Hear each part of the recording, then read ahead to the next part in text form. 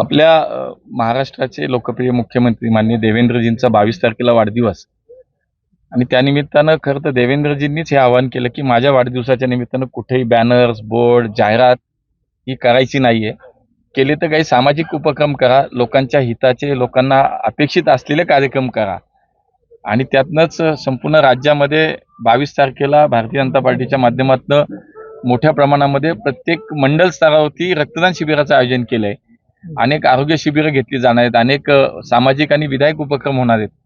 आणि त्यातलंच मला असं वाटतं की पार्टी म्हणून नाही, पण माझ्या या भाट निमगाव गावामध्ये आज देवेंद्रजींच्या वाढदिवसानिमित्त खरं तर काळाची ही गरज आहे. आज आपण पाहतो की हवामानातले बदल पाहतो, हवामानातलं प्रदूषणाची पातळी पाहतो, शहर स्तरावरती जीवनमानात झालेले बदल बघतो.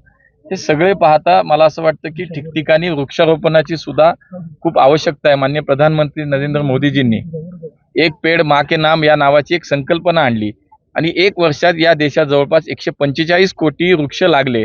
ही एक मोठी गोष्ट आहे आणि मला असं वाटतं याचाच कुठंतरी एक आदर्श डोळ्यासमोर ठेवून भाट निमगाव या ठिकाणचे आमचे शिंदे परिवार, माननीय सुशीलकुमार शिंदे आहेत, विजय शिंदे आहेत, त्यांचे सर्व कुटुंबीय आहेत, यांनी हा विचार केला की देवेंद्रजींच्या वाढदिवसानिमित्त या राज्याचे मुख्यमंत्री हे जनतेसाठी अहोरात्र काम करतात, इतकं जनतेच्या हिताचं काम करतात, तर त्यांचा वाढदिवस हा जनतेचं भलं किंवा हित डोळ्यासमोर ठेवून करावा आणि म्हणून एक देवराई नावाच्या एका नव्या प्रकल्पाचं आज सुरुवात होते. प्रकल्प हाच आहे की मोठ्या संख्येनं, शेकडोंच्या संख्येनं आज वृक्षारोपण सुरू या ठिकाणी होतंय आणि त्याला त्यांनी देवराई अशा पद्धतीचं नाव दिलं. मला असं वाटतं अत्यंत स्तुत्य आणि एक चांगला उपक्रम हा राज्याच्या मुख्यमंत्र्याच्या वाढदिवसानिमित्त त्यांनी घेतला. त्यांचं कौतुक केलं पाहिजे, त्यांचं अभिनंदन केलं आणि म्हणून हा अभिनव उपक्रम मला वाटला.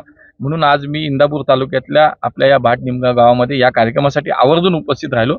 मनापासून त्या सगळ्यांचं अभिनंदन है। अन्ना, पिछले महीने दुर्घटनाग्रस्त हुई एयर इंडिया की जो विमान है, उन दोनों पायलट के बीच की जो कॉकपिट रिकॉर्डिंग है वो सामने आ गई है। ऐसा रिपोर्ट भी जनरल दी, रिपोर्ट के हवाले से आ गए हैं। क्या था प्रॉब्लम उसमें, क्या आपके पास क्या है? नहीं, मुझे लगता है बंद किया था इसी वजह से नहीं, आप वो मुझे लगता है कि एआईबी का ये प्राइमरी रिपोर्ट है। मैंने पहले भी कहा है, जिस समय दुर्घटना घटी उसके तुरंत बाद 24 घंटे के अंदर एआईबी की टीम ने, बाकी सभी एजेंसी ने मिलकर ब्लैक बॉक्स वहाँ पे ढूंढ निकाला। उसके बाद एआईबी के कस्टडी में जो ब्लैक बॉक्स था उसको उससे डाटा निकाला गया, उससे बहुत सारी इंफॉर्मेशन निकल के लाई है। और मुझे लगता है कि उन्होंने जो रिपोर्ट दिया है उसमें सभी ये प्राइमरी बेस पे है। उन्होंने ये भी कहा है उसमें कि ये अंतिम रिपोर्ट नहीं है, इसलिए हम किसी निष्कर्ष पे आना उचित नहीं होगा। ये अंतिम रिपोर्ट जब आएगा तब सब सामने आएगा कि एक्चुअली उसमें क्या रीजन था, क्या कारण था। ज्या दिवशी अहमदाबादमधली विमानाची दुर्घटना घडली, ही घडल्यानंतर ताबडतोब 24 तासाच्या आतमध्ये एआयबी असेल, डीजीसीए असेल, त्यानंतर विकास असेल, गुजरात सरकारच्या सगळ्या एजन्सीज असतील, या सगळ्यांनी मिळून काम चांगलं केलं आणि 24 तासाच्या आतमध्ये ब्लॅक बॉक्स आपल्याला त्या ठिकाणी सापडला आणि तो मिळवण्यात त्यांना यश आलं। त्याच्यानंतर ब्लॅक बॉक्स हा एआयबीच्या कस्टडीमध्ये होता। 1 महिन्याच्या आतमध्ये एआयबीने त्यांचा प्राथमिक रिपोर्ट या ठिकाणी दिला आणि त्याच्यामध्ये काही गोष्टी समोर आल्यात, पण त्यांचं म्हणणं असं आहे की हे जे काही त्याच्यात समोर आलं हे अंतिम नाही, त्याच्यात अजूनही आम्हाला शेवटी ही चौकशीच करावी लागणार आहे। ह्या चौकशीच्या अंती जेव्हा अंतिम रिपोर्ट येईल की विमान दुर्घटना का झाली, पायलट आणि को पायलट मधला संवाद त्याच्यामध्ये आलाय, त्याच्यामध्ये नेमकं फ्युएलचा सप्लाय का बंद झालाय का काय, याच्यामध्ये काही शंका आहे। पण मला असं वाटतं शेवटी हे आत्ता बोलणं संयुक्तिक नाही, योग्य नाही। ज्या वेळेला अंतिम रिपोर्ट येईल त्यावेळेला आपल्या समोर सगळं सत्य आहे। अण्णा, प्रवीण मानेंचा प्रवेश झाला, काल संजय जगतापांचाही प्रवेश झाला। खरं तर काँग्रेसचे ते माजी अध्यक्ष होते, पुणे जिल्हा रिकामा झाल्याचं चित्र दिसतंय। भाजपचं मिशन बारामती सुरू आहे। बघा, भारतीय जनता पार्टी ही जगातली मोठी संघटना आहे, जगातली सुरुवातीला। आज मला असं वाटतं की शेवटी आमच्याकडं आमच्या विचाराला मोदीजींचं काम बघून, या देशातला विकासाची प्रगती बघून जर आमच्याकडे काही लोक येत असतील तर आम्ही त्यांचं स्वागत करतोय। आम्हाला कोणालाही रिकामं करायचं नाही, आम्हाला कोणालाही मोकळं करायचं नाही। जे रिकामे होत आहेत त्यांनी त्याचं आत्मपरीक्षण करावं, ते का होत आहेत। तेव्हा मला असं वाटतं की एक नेतृत्व म्हणून माननीय मोदीजींकडे पाहिलं जातं, राज्यातलं नेतृत्व म्हणून देवेंद्रजींकडे पाहिलं जातं आणि म्हणून भारतीय जनता पार्टी ही राजकारणासाठी पक्ष नाही चालवत।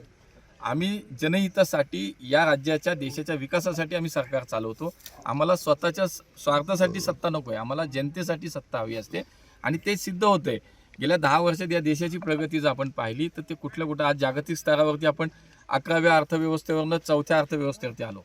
या देशातील 25 कोटी जनता दारिद्र्य रेषेच्या वरती आली. अशा असंख्य उदाहरणं मी आपल्याला देईन आणि म्हणून मला असं वाटतं की शेवटी या विकासाच्या प्रवाहात सहभागी व्हावं, या देशाची सेवा करण्याची संधी मला भारतीय जनता पार्टीच्या माध्यमातून मिळावी अशी अपेक्षा आहे. आणि त्याच्यातनं मला असं वाटतं की ही सगळी लोकं येत आहेत. प्रवीण भाईंचा विषय मी असं मांडेल की खरं तर ते कुठल्याही राजकीय पक्षाचं फार काही त्यांचं कधी एक सामाजिक काम म्हणून या तालुक्यात त्यांचं एक वेगळं नाव आहे आणि म्हणून अशी एक ताकद भारतीय जनता पार्टीला जोडली गेली. आज शेवटी मला असं वाटतं की पक्षाची ताकद वाढते आणि त्या कार्यकर्त्याला योग्य व्यासपीठ मिळतं, योग्य दिशा मिळते. मला असं वाटतं त्यांचं स्वागत आहे. अण्णा एकीकडे भाजपमध्ये प्रवेश होतात. काल देवेंद्र फडणवीस यांनी उद्धव ठाकरेंना थेट सभागृहात म्हणलं की तुम्ही इकडे या. आदित्य ठाकरे त्यांच्यासाठी थांबले होते. काय ठाकरेंच्या सेनेबरोबर भाजपचं पुन्हा जुळलं वाटतंय? हे बघा, मी छोटा कार्यकर्ता आहे, मला माझ्या स्तराचे प्रश्न विचार.